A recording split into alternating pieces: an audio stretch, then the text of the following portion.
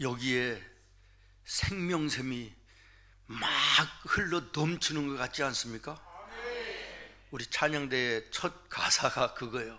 여기에 생명샘 넘쳐 흘러. 그리고 꽃처럼 아름답잖아요. 박수 한번 해주시고.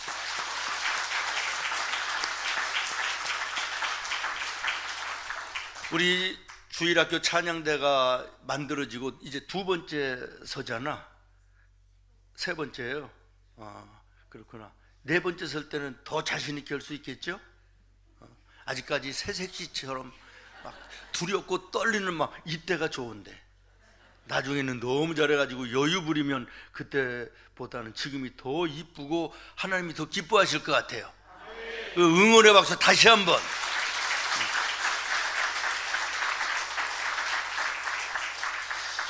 우리가 잘 아는 아브라함이요, 하루는 문 앞에 앉아 있다가 점심때쯤 지났는데 자기 집 앞을 지나가는 나그네 3명을 보게 돼요.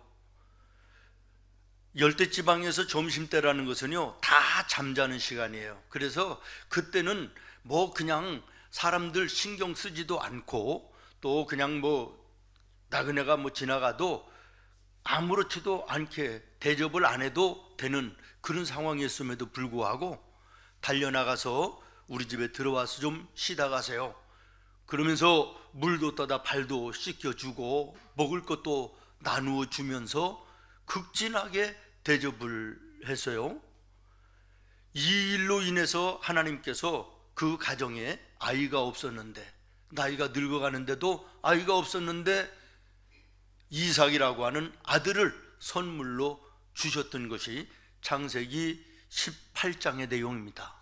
19장의 내용에 또 그 다음 장에 가서 보면 소돔성에 롯이라는 사람이 살았는데, 하루는 성문 앞에 앉아 있다가 길을 지나가는 2명의 나그네를 보고 달려가서 자기 집에 모셔가지고 씻을 물도 나누어 주고 먹을 음식도 나누어 주면서 극진하게 환대를 했더니, 이것이 하나님께서 보시고 기뻐하심이 돼서 나중에 소돔과 고모라 성이 유황불의 심판으로 다 멸망을 당할 때 롯의 집만 보호받는 놀라운 은혜를 누리게 됩니다. 여러분, 이 두 말씀이 오늘 읽은 본문의 말씀의 배경이 되는 것이에요. 2절 말씀 한번 우리 같이 한번 다시 보겠습니다. 2절 시작. 손님 대접하기를 잊지 말라.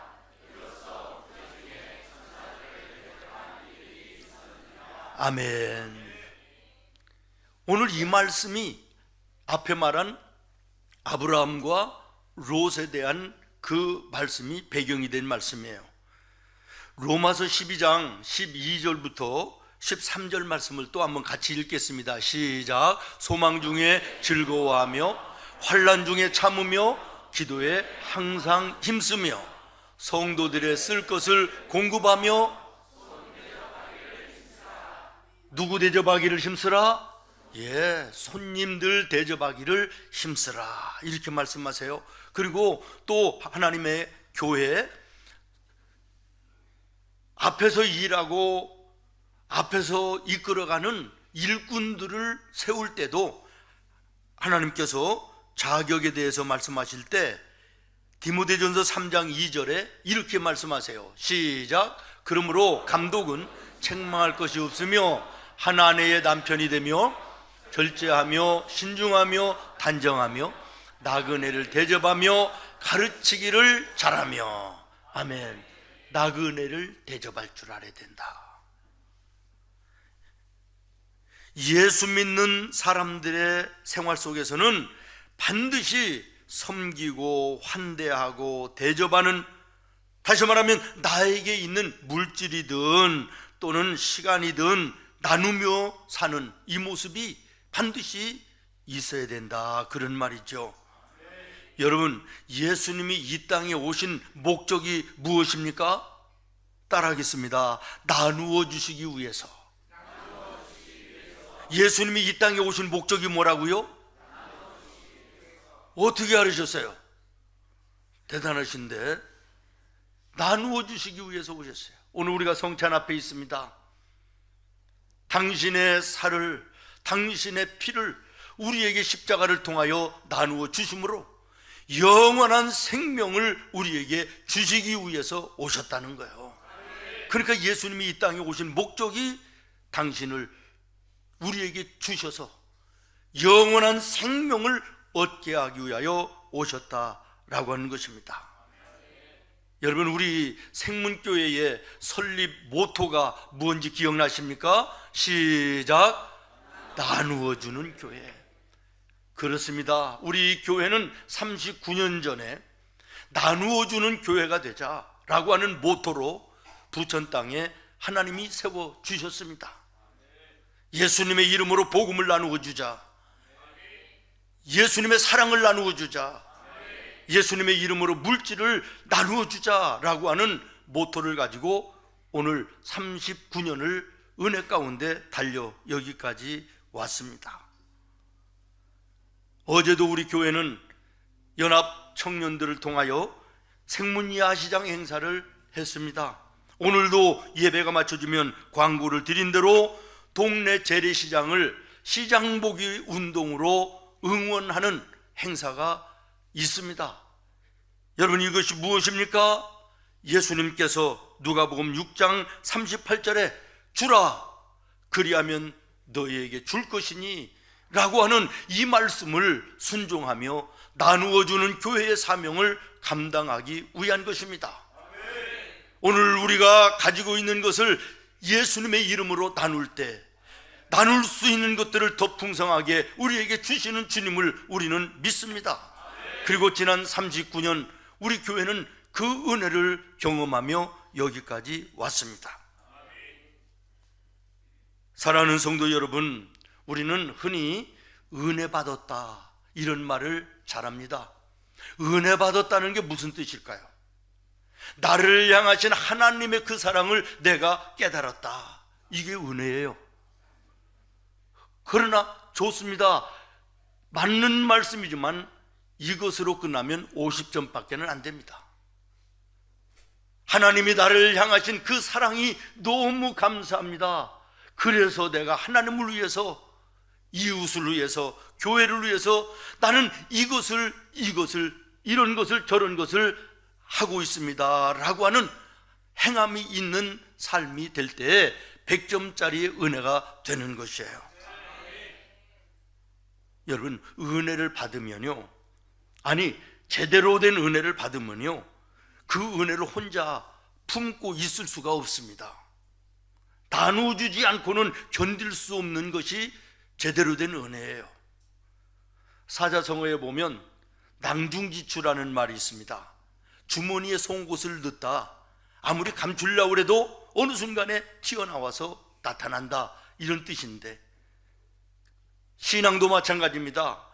우리의 신앙의 인격도 마찬가지입니다. 숨길 수가 없는 거예요. 드러나게 되어 있다는 것이에요.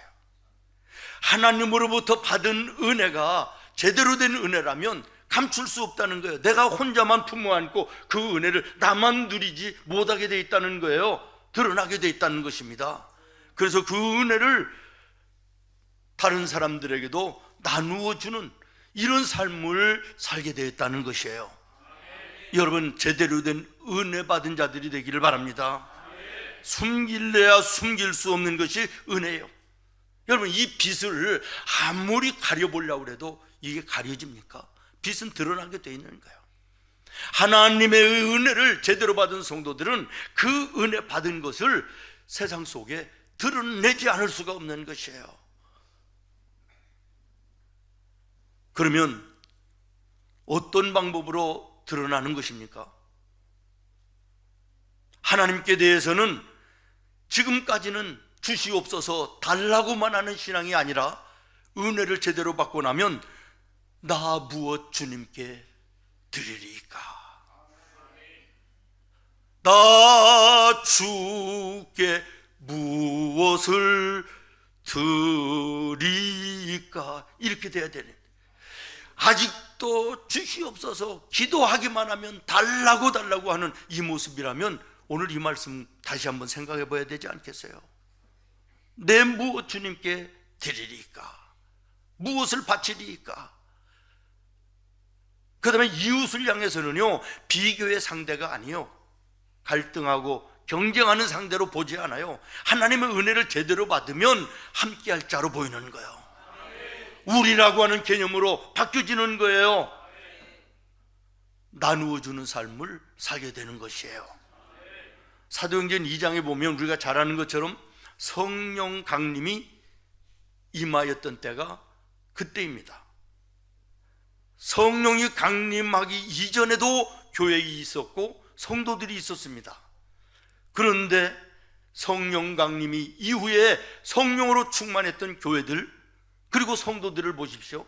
지금까지만 해도 끌어모으고 움켜쥐고 있던 자기의 재산, 자기의 소유들, 이제는 다 풀어서 하나님의 성전에 갖다 놓고 헐벗고 굶주리고 어려운 이웃들에게 마음껏 나누어 주는, 그리고 떡을 떼며 잔을 나누고 서로 교제하고 예수님의 사랑을 나누는 아름다운 나눔의 신앙으로 바뀌었다는 것이에요. 성령 받으면 나누어 주는 삶으로 바뀐다는 거예요. 움켜쥐고 끌어안는 삶이 아니라는 것이에요.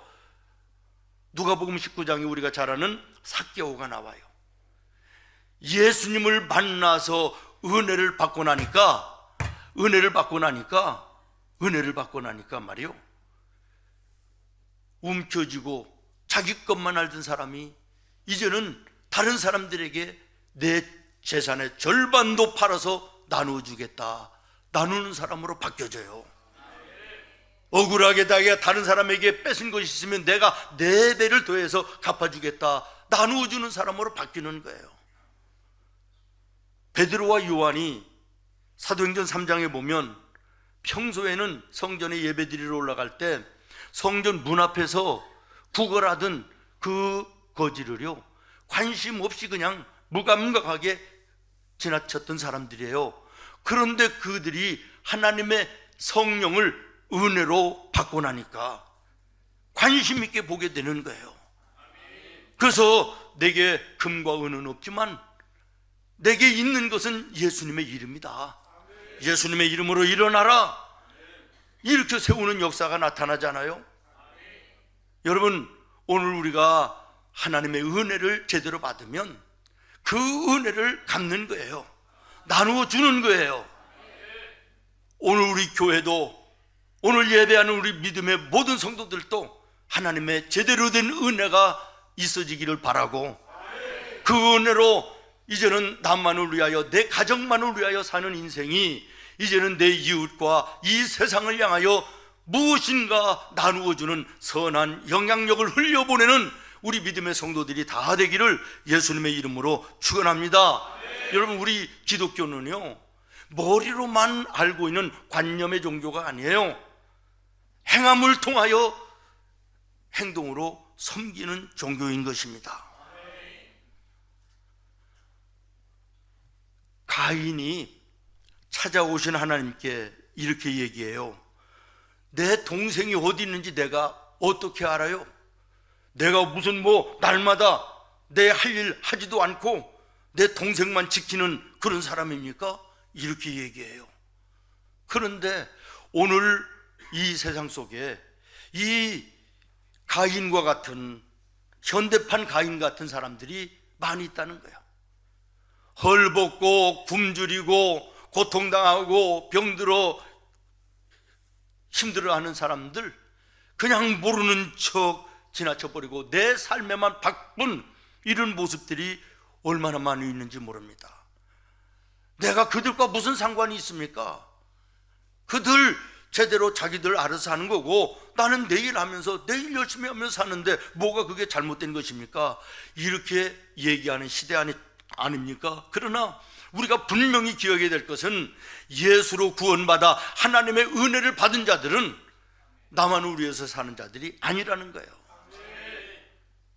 당신들은 당신들이 알아서 살고 나는 내가 알아서 살아, 이것은 예수를 모르는 사람들이 하는 것입니다. 예수님을 알고 구원의 은혜를 받은 사람들은 나누어 주는 것이에요. 위로의 말도 나누어 주는 것이고, 내 시간을 내서 도와주는 이 나눔도 있어야 되는 것이고, 내가 있는 돈, 내가 있는 물질을 가지고도 섬기고 나누는 이 모습이 생활 속에 있어야만 예수 믿는 것이라는 거예요. 그래야만 은혜 받은 자라는 것이에요. 저는 모쪼록 우리 교회가 더 많은 것으로 이웃을, 세상을 섬기는 교회가 되기를 기도합니다. 그러기를 원한다면 여러분의 가정이 잘 돼야 되는 거 아닙니까? 여러분의 가정이 하나님의 은혜와 복으로 충만해야 되는 거 아니겠어요? 손과 발로 하는 사업이 번성하고 창대해야 되죠. 그러기 위해서는 여러분 받은 은혜를 나누어야 되는 거예요. 나누어 줄 때 하나님께서 더 많이 나누어 줄 수 있도록 채워주신다고 약속하셨기 때문에 그렇습니다. 누가복음 6장에 말씀합니다. 주라, 그리하면 내가 더 많이 줄 것을 내가 너에게 더하여 주겠다는 것이에요. 아멘. 지금까지 내 삶이 나만을 위하여, 내 가정만 위하여 품어 안는 이런 삶이었다면 오늘 말씀을 통하여 도전되기를 바랍니다. 이미 우리는 은혜 받은 자들입니다. 그러면 그 은혜를 나눠주며 살아야 되는데 아직까지 나누지 못하는 이런 모습이 있다면 안타까운 것입니다. 사랑하는 여러분, 믿음은 행함이 있는 믿음이어야 됩니다. 예수님이 이것을 살아있는 믿음이라고 말씀하십니다. 머리로만 알고 입으로만 얘기하는 것은 죽은 믿음이라고 말씀합니다. 행함이 없는 믿음은 죽은 것이니. 실천하는 우리 성도들 되기를 예수님의 이름으로 축원합니다. 그러면서 우리가 한 말씀을 꼭 봐야 될 말씀이 있습니다. 요한일서 3장 18절에 시작. 자녀들아,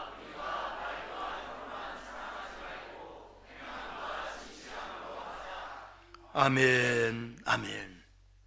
누가복음 10장에 보면 율법사가 예수님을 시험하기 위해서 질문을 해요. 선생님, 우리들의 정말 좋은 이웃은 어떤 사람들입니까? 이렇게 물을 때 예수님께서 선한 사마리아 사람의 비유를 말씀을 해주세요. 여기 설명할 필요는 없을 것이라고 생각합니다. 결론으로는 예수님께서 누가복음 10장 37절에 이렇게 말씀하세요. 시작. 가서 너도 이와 같이 하라 하시니라. 아멘. 선한 사마리아 사람처럼 행동으로 하라는 것이에요. 아멘. 예수님의 사랑을 말로만 하지 말고 가르치기만 하지 말고 하라는 것이에요. 그런데 그 당시에 제사장들이라는 사람들은 오늘로 얘기하면 교역자들이에요. 또 한 부류는 어떤 사람들이냐 그러면 그 말씀을, 가르침을 받은 예수님을 알고 하나님을 아는 사람들이에요. 그런데 그 사람들은 어려움을 당한 이웃을 그냥 지나쳐 갔다는 거예요. 그런데 이방 여자, 예수님도 제대로 알지 못하는 이방 여자 사마리아 사람이 강도 만난 그 불쌍한 사람을 자기 돈을 들이고 시간을 들이고 몸을 들여서 섬기고 대접했다, 이런 얘기예요. 예수님이 마지막에 그렇게 말씀하셨습니다. 가서 너희도 이와 같이 하라. 이 말씀이 오늘 나와 여러분에게 주시는 주님의 음성으로 듣는 여러분 되기를 예수님의 이름으로 축원하고, 결론적으로 오늘 본문의 말씀 사도행전 35절 말씀에 보면 뭐라고 말씀하시느냐 따라하겠습니다. 주는 것이 받는 것보다 복이 있다.